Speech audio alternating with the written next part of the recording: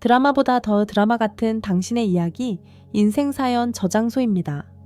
오늘 사연도 정말 기가 막힌데요. 구독, 좋아요 꾹 눌러주시고 바로 이야기 속으로 들어가 보시죠. 난 극심한 고통을 느끼며 정신을 잃었다.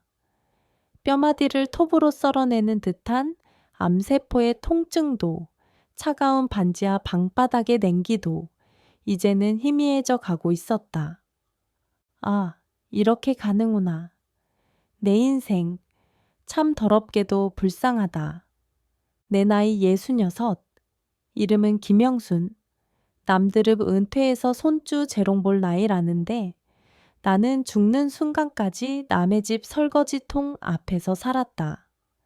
20살의 꽃 같은 나이로 시집와서 내가 얻은 건 빚더미와 병든 몸뚱이뿐이었다. 평생 나 믿어라. 큰 거 한 방 있다. 라고 큰 소리 치던 남편. 그 인간이 벌어온 돈은 없었다. 아니, 벌기는커녕 있는 돈까지 노름판에 술판에 다 갖다 바쳤다. 그 뒷감당은 오롯이 내 몫이었다.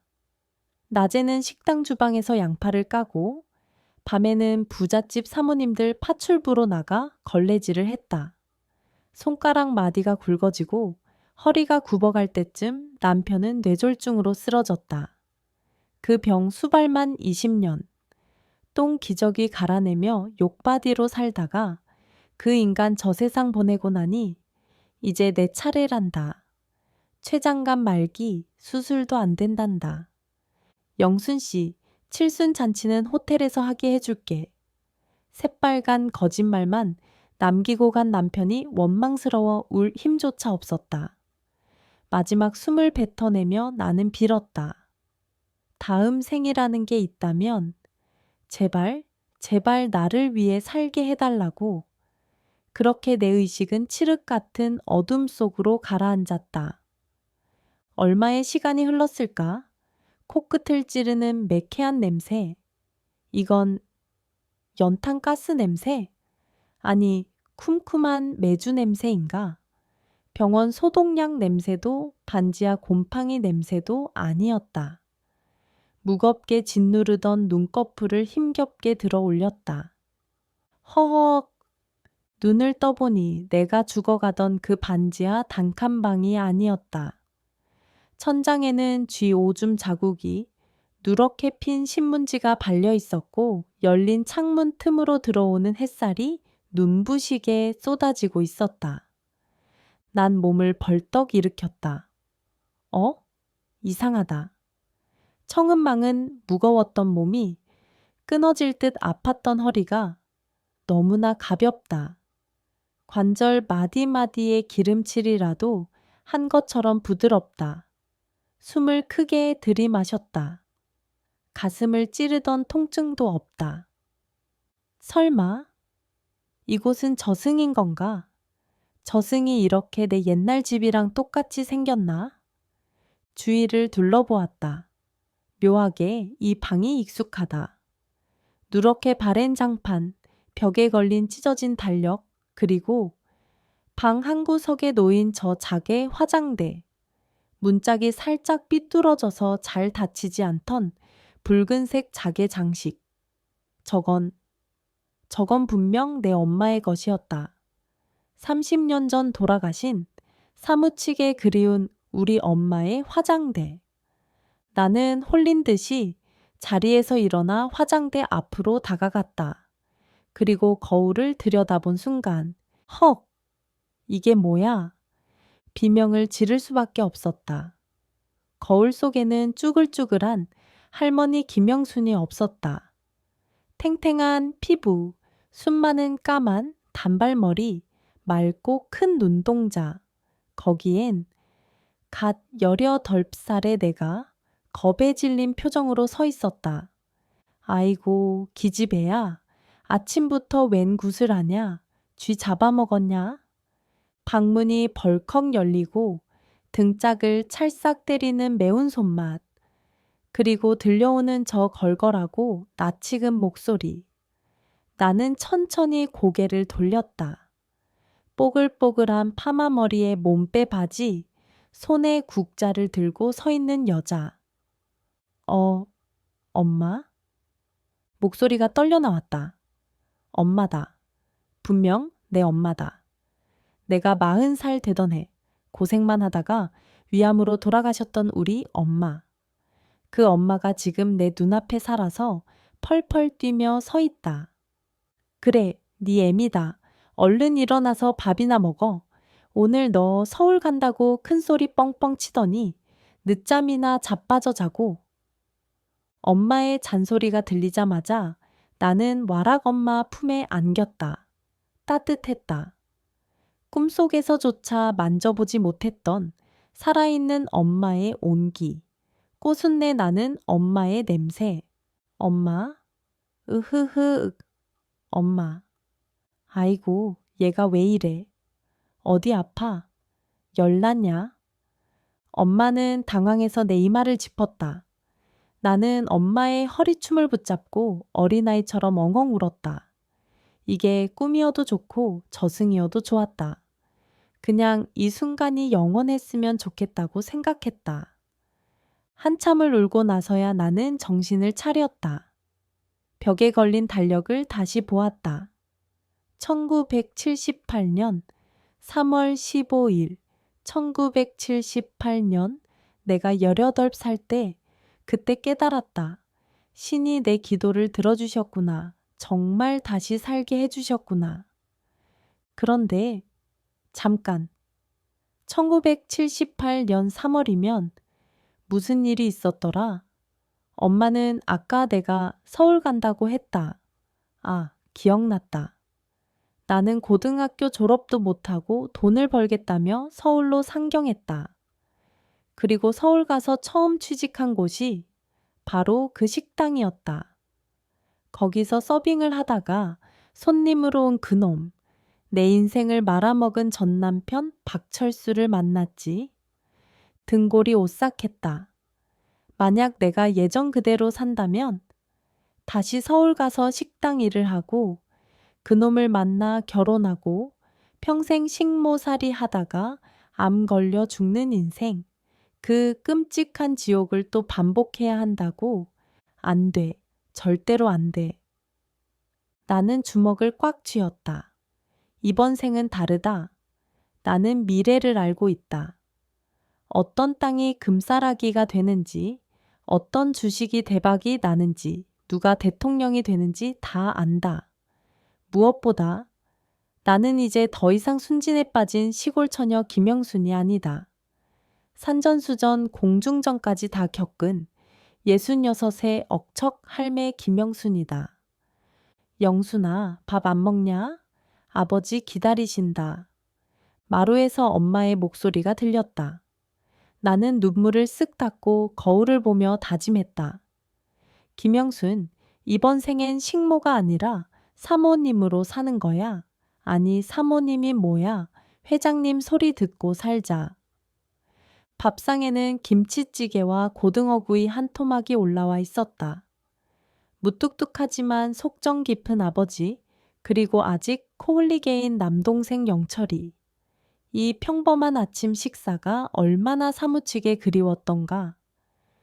영순이 너 정말 서울 갈 거냐? 아버지가 숟가락을 놓으며 물으셨다. 원래 역사대로라면 나는 여기서 가서 돈 많이 벌어올게요. 라고 말하고 다음 날 첫 차를 타고 서울로 떠났다. 그리고 서울역 앞 식당에 취직했었지. 하지만 이번엔 달랐다. 네, 아버지, 서울 갈 거예요. 근데 식당 일 하러 가는 거 아니에요? 그럼? 저 땅 보러 갈 거예요. 푹! 동생 영철이가 밥알을 튀기며 웃었다. 누나 미쳤어? 땅? 우리 집 논 다 팔아도 서울 변소 한 칸도 못 산다는데 무슨 땅이야? 엄마도 혀를 찼다. 얘가 아침부터 헛소리네. 서울 바람이 무섭다더니 가기도 전에 바람이 들었나? 나는 진지한 표정으로 아버지를 바라봤다. 지금 우리 집 재산이라고는 이 시골집이랑 문전옥답이라 불리는 논 2,000평이 전부다. 아버지는 이걸 평생의 자랑으로 알고 사셨다. 하지만 나는 안다. 이 시골 땅값 40년이 지나도 거의 안 오른다. 반면에 지금 서울, 특히 한강 이남의 그 진흙탕 밭들은 아버지, 저 믿고 딱 한 번만 제 말 들어주세요. 우리 이 논 팔아서 서울로 이사 가요. 뭐라? 이 미친년이. 조상님 물려주신 땅을 팔아? 아버지가 버럭 소리를 질렀다. 숟가락이 상위에서 춤을 췄다. 아버지, 지금 정부에서 서울 강남 개발한다고 난리인 거 아시죠? 강남? 그 비 오면 장화 없인 못 다닌다는 영동 그쪽 말이야. 거길 왜 가? 사람 살 곳이 못 된다더라. 1978년. 당시 사람들에게 강남, 즉 영동 지역은 그냥 시골이었다. 전기도 제대로 안 들어오고 비만 오면 진창이 되는 배밭, 뽕밭.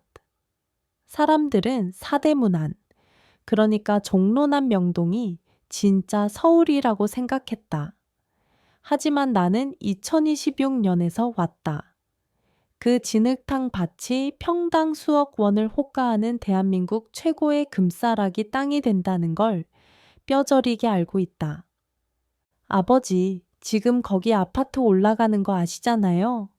반포주공 아파트 보셨죠? 거기가 지금 얼마인지 아세요? 나는 미래의 기억을 더듬어 당시 신문에 나왔던 이야기들을 쏟아냈다. 물론 18살 시골 처녀가 알기엔 너무 전문적인 이야기였지만 지금 그게 중요한 게 아니었다.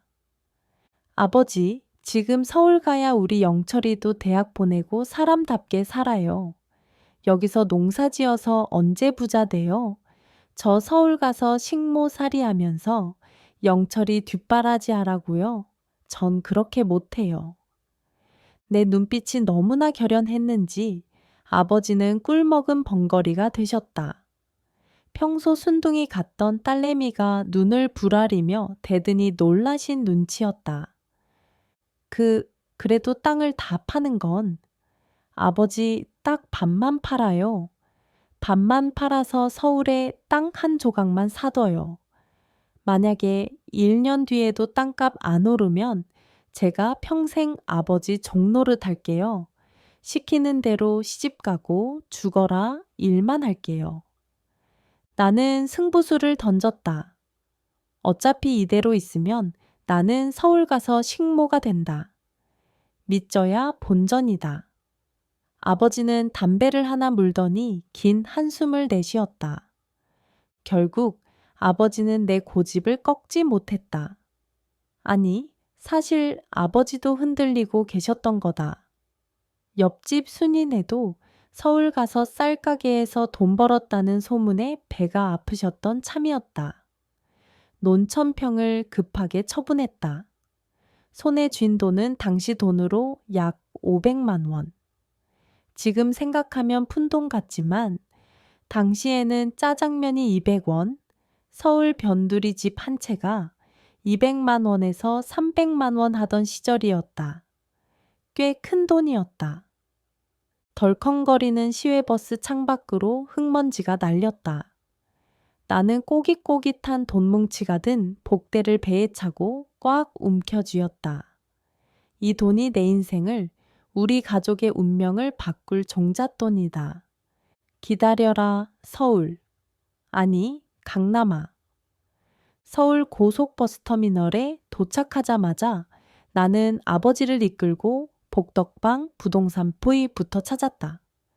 화려한 명동이나 종로가 아니었다. 아버지는 여기가 서울 맞냐? 며 혀를 찼다. 눈앞에 펼쳐진 건 드문드문 올라가고 있는 아파트 공사 현장과 여전히 널려있는 배밭 그리고 뽕나무들. 바로 현재의 압구정동, 신사동 일대였다. 아저씨, 여기 땅 좀 보러 왔는데요. 복덕방 주인이 우리 행사액을 훑어봤다.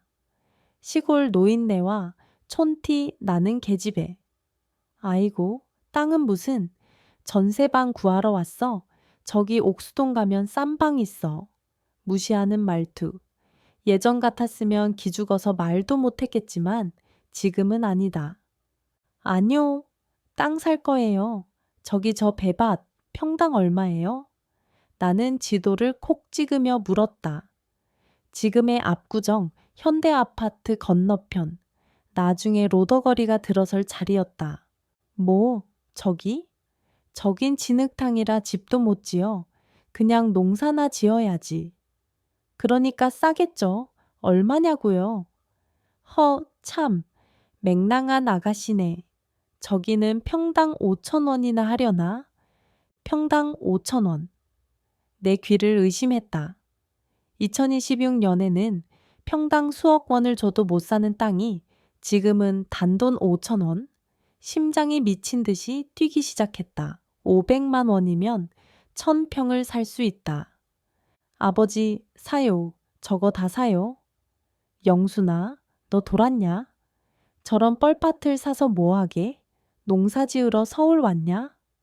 아버지가 기가 차서 소리쳤다. 하지만 내 눈에는 보였다. 저 진흙탕 위에 들어서게 될 번쩍이는 빌딩 숲이, 명품관이, 그리고 외제차들이. 아버지, 저거 사면 우리 재벌 돼요. 저 믿으세요. 얼른요. 나는 복덕방 주인에게 돈뭉치를 내밀었다. 계약서에 도장을 찍는 아버지의 손이 파르르 떨렸다. 하지만 나는 알고 있었다. 이 도장이 찍히는 순간 우리 가족의 식모살이 인생은 끝났다는 것을. 계약을 마치고 나온 우리는 근처 국밥집에 들어갔다. 아버지는 여전히 넋이 나간 표정으로 막걸리를 들이키셨다. 망했다. 망했어.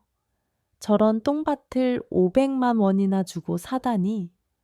아버지는 계속 한탄하셨지만 나는 국밥 국물을 떠먹으며 속으로 쾌재를 불렀다.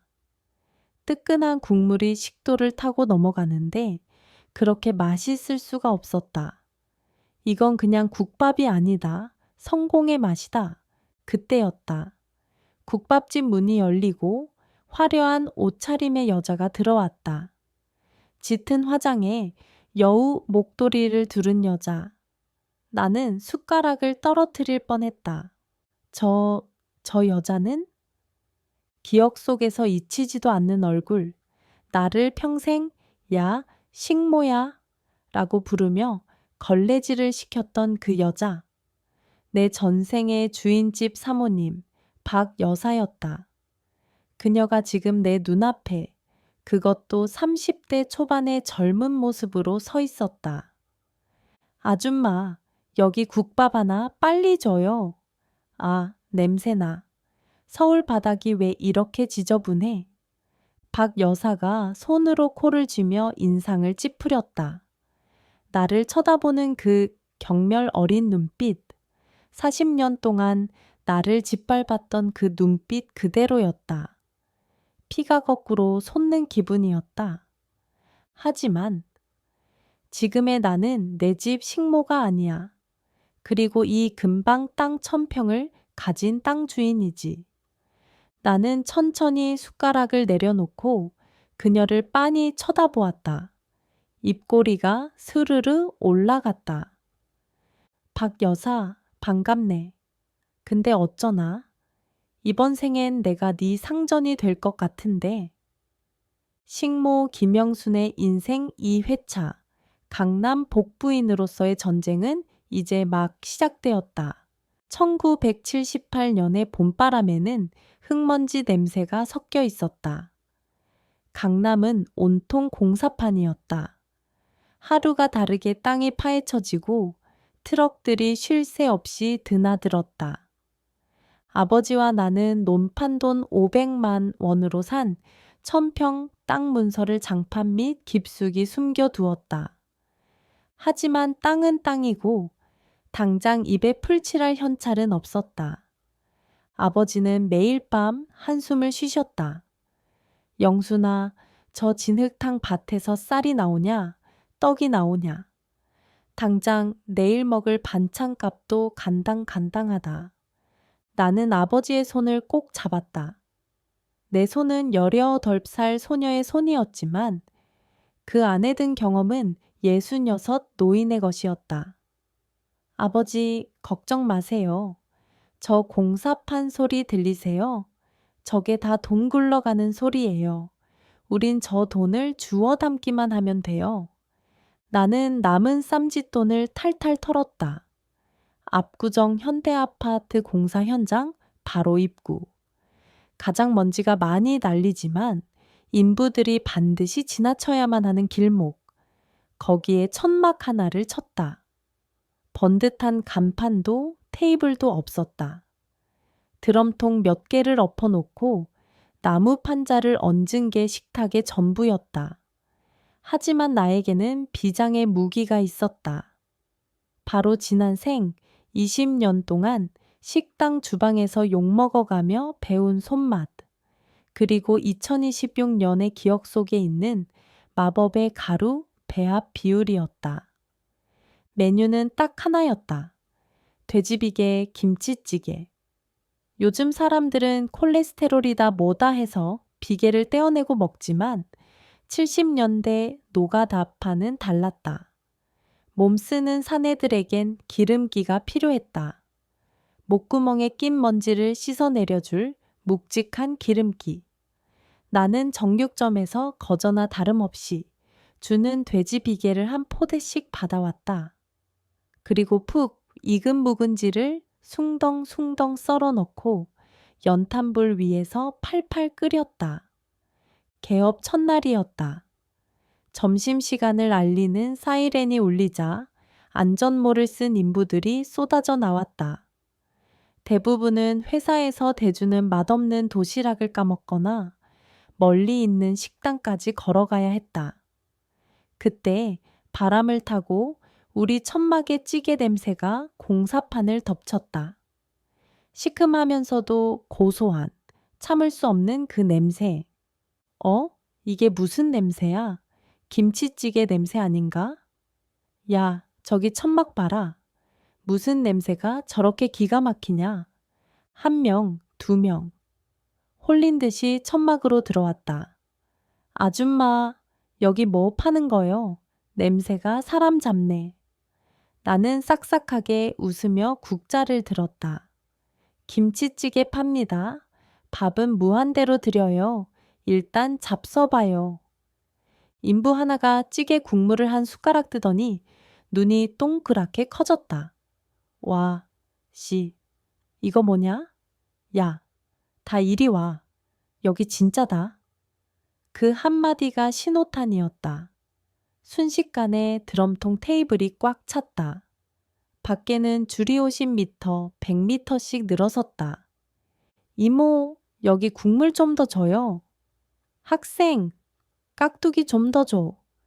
나는 아버지를 주방 보조로 앉히고 미친 듯이 서빙을 했다. 18살의 몸은 지치지 않았다.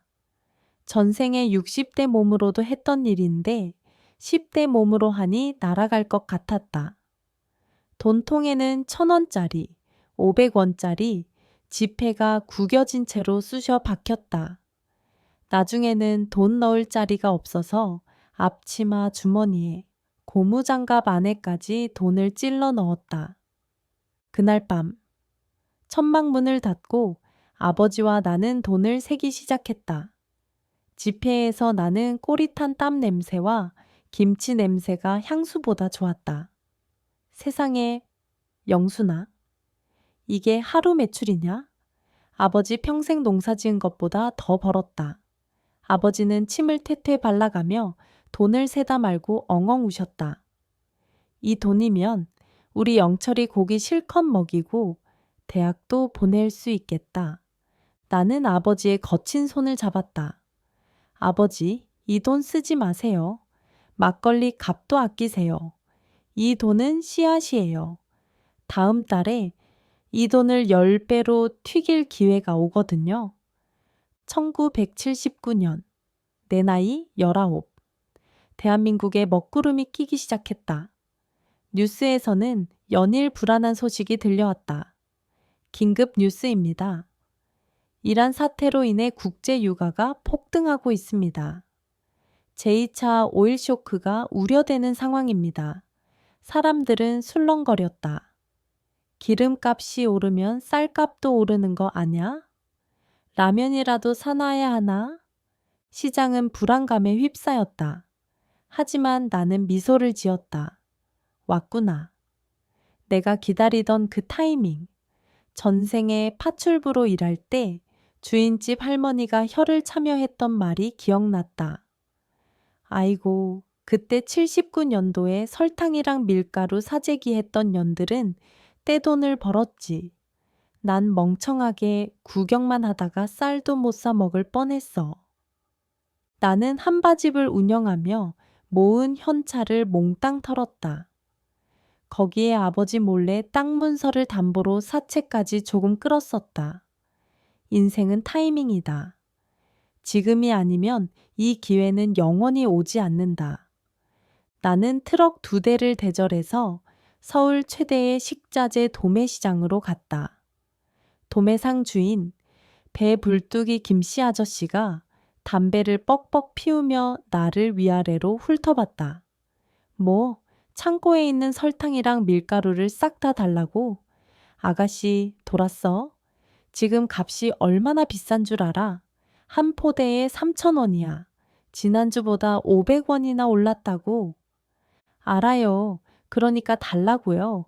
여기요. 현찰이에요. 나는 가방을 열어 보였다. 10,000원짜리 다발이 빽빽하게 들어있었다. 김씨 아저씨의 눈이 돈다발에 꽂혔다. 참.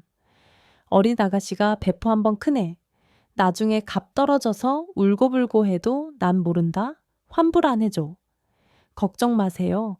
후회는 아저씨가 하게 될 테니까. 나는 설탕 500포대, 밀가루 300포대를 샀다. 그리고 우리가 살던 허름한 단독주택 지하 창고에 꽉꽉 채워 넣었다. 아버지는 미쳤다고 날뛰셨다. 야 이년아, 이 많은 걸 언제 다 먹으려고? 썩어 나가겠다. 쌀을 사야지 왜 설탕을 사. 아버지 딱 보름만 기다리세요. 이 하얀 가루가 금가루로 변할 테니까요. 내 예언은 보름도 안 돼서 현실이 되었다. 정부에서 물가 안정을 위해 생필품 배급제를 검토한다는 소문이 돌기 시작했다. 시장은 아수라장이 되었다. 슈퍼마켓 진열대에서 설탕과 밀가루가 자취를 감췄다.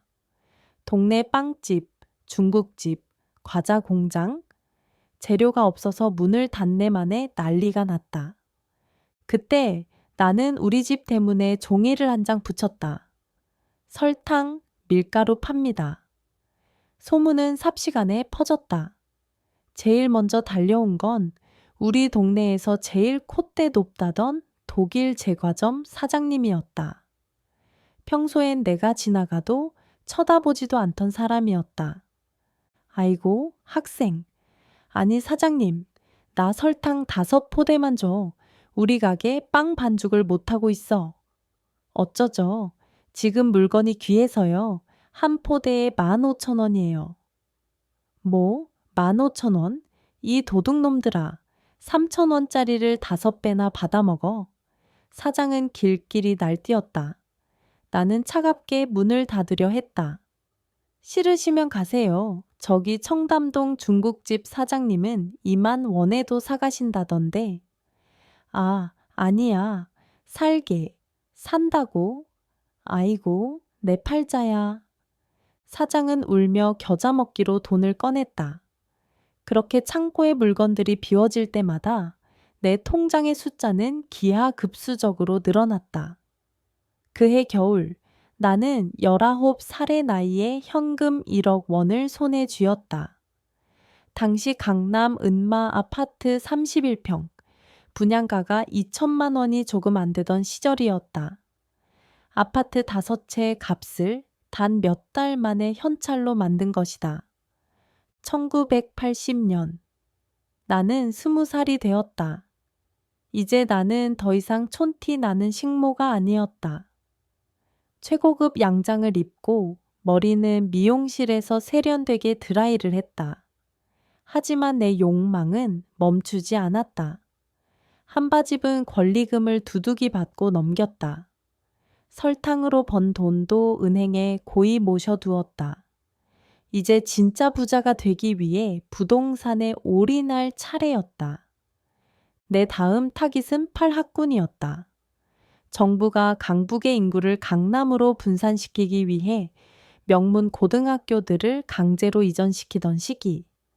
사람들은 누가 그 논바닥 학교에 애를 보내냐, 유배지다 라며 욕을 해댔다.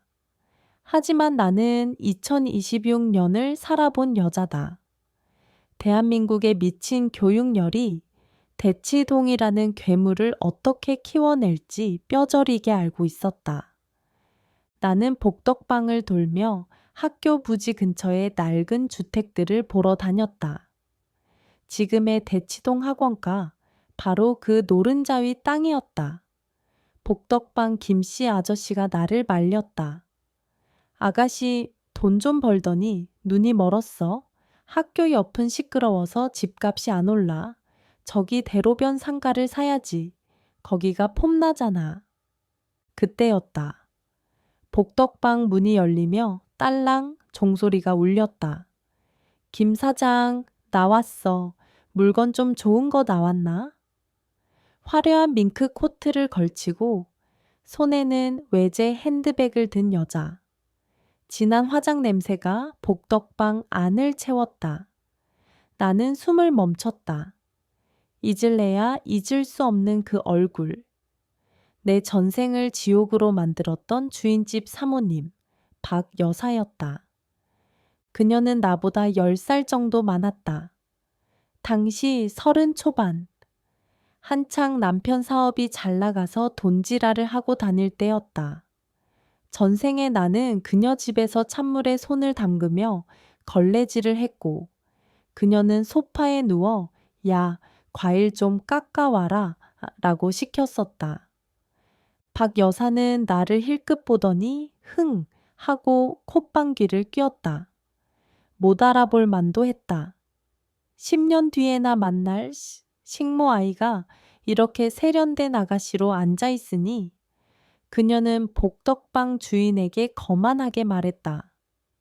김 사장, 나 이번에 상가 하나 투자하려고 하는데 돈은 얼마가 들어도 상관없으니까 제일 좋은 걸로 줘봐. 김 사장이 굽실거렸다. 아이고, 사모님 오셨습니까? 마침 저기 사거리 대로변 코너 자리가 딱입니다. 평당 10만 원인데 앞으로 길 넓어지면 대박 날 겁니다. 박 여사가 만족스러운 듯 고개를 끄덕였다. 그리고는 내가 보고 있던 지도 위에 학교 예정지를 손가락으로 툭 쳤다.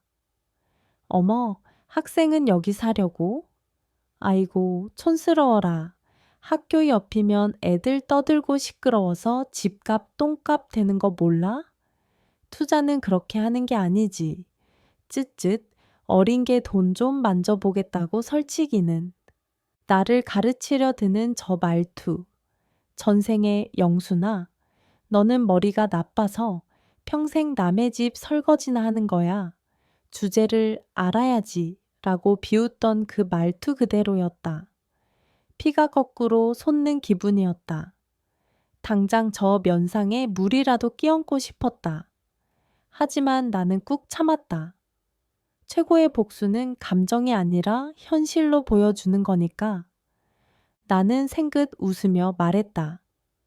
아줌마는 시끄러운 거 싫어하시나 봐요. 보는 눈이 참 고상하시네요. 뭐? 아줌마? 너 지금 뭐라고 했니? 박 여사의 눈썹이 꿈틀거렸다. 사장님, 저 이 집 계약할게요. 학교 바로 옆 허름한 주택. 지금 당장요. 나는 그 자리에서 가방을 열었다. 노란 봉투에 담긴 현찰 다발을 꺼내 탁자 위에 턱 하고 올려놓았다. 박 여사의 눈이 휘둥그레졌다. 20살짜리 계집애 가방에서 돈다발이 쏟아져 나왔으니까. 나는 보란 듯이 계약서에 도장을 쾅 찍었다. 잘 생각해 보세요, 아줌마. 대로변 상가는 차 다니기는 좋지만 글쎄요. 나라에서 길 넓힌다고 땅 내놓으라고 하면 어쩌시려고요? 내가 넌지시 힌트를 던졌다. 일종의 조롱이었다. 하지만 박 여사는 콧방귀를 꼈다. 재수 없는 소리. 내 걱정이나 해라. 학교 옆 똥통 집 사서 평생 하숙이나 치등하. 그녀는 획 돌아서 나갔다. 나는 그녀의 뒷모습을 보며 비릿하게 웃었다. 박 여사, 당신 말이 맞아. 난 하숙을 칠 거야. 근데 그거 알아? 당신이 계약하러 가는 그 대로변 상가 정확히 1년 뒤에 도시계획도로 확장 공사하면서 반토막 잘려 나갈 거야. 보상금도 쥐꼬리만큼 받고 남은 땅은 삼각형 모양이 돼서 건물도 못 올리는 쓰레기 땅이 될 거라고. 나의 예상, 아니 2026년의 역사는 한치도 빗나가지 않았다. 1980년대 중반 팔학군 열풍이 불어닥쳤다. 강남으로 이사 오려는 학부모들이 줄을 섰다. 내가 샀던 똥통 주택은 고액 과외방과 전문 하숙집으로 개조되어 방 하나의 월세가 대기업 회사원 월급만큼 나왔다. 앉아서 돈을 쓸어 담는다는 게 이런 거였다. 반면 박 여사가 샀던 상가는 도로 확장에 잘려나갔다. 남편 사업 자금을 털어서 샀던 땅인데 반토막이 나버리니 박 여사 집안에는 먹구름이 끼기 시작했다. 들리는 소문에는 부부싸움이 끊이지 않는다고 했다. 모든 게 완벽했다. 한바집으로 종잣돈을 만들고 설탕으로 자산을 불리고 팔학군 부동산으로 건물주가 되었다. 25살의 김영수는 강남에서 젊은 마녀로 통했다. 귀신같이 돈 냄새를 맡는다고 해서 붙여진 별명이었다. 하지만 운명의 장난일까? 내 인생의 가장 큰 오점, 그 인간이 나타났다. 어느 날 내가 운영하던 하숙집 대문 앞을 기웃거리는 한 남자. 기름을 바른 듯 번드르르한 머리, 촌스러운 꽃무늬 셔츠, 그리고 특유의 그 비열한 눈웃음.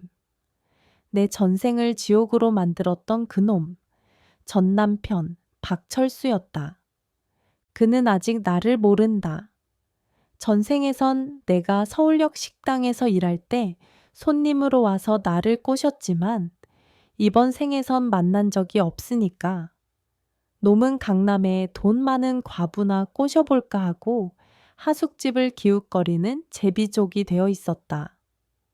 저기요, 사장님, 혹시 방 있나요? 제가 갈 곳이 없어서. 박철수가 나를 보며 느끼한 미소를 날렸다. 젊고 돈 많아 보이는 여자 사장이니 작업 한번 걸어보겠다는 수작이 뻔히 보였다. 나는 속으로 쾌재를 불렀다. 어서 와라, 박철수. 내가 너를 얼마나 기다렸는데.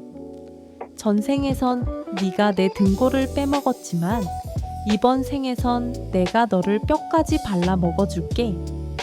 나는 세상에서 가장 상냥한 미소를 지으며 대문을 활짝 열었다. 방이요? 있죠. 아주 특별한 방이 있는데 한번 보실래요? 철수 씨, 당신은 오늘 제 발로 지옥문에 들어온 거야.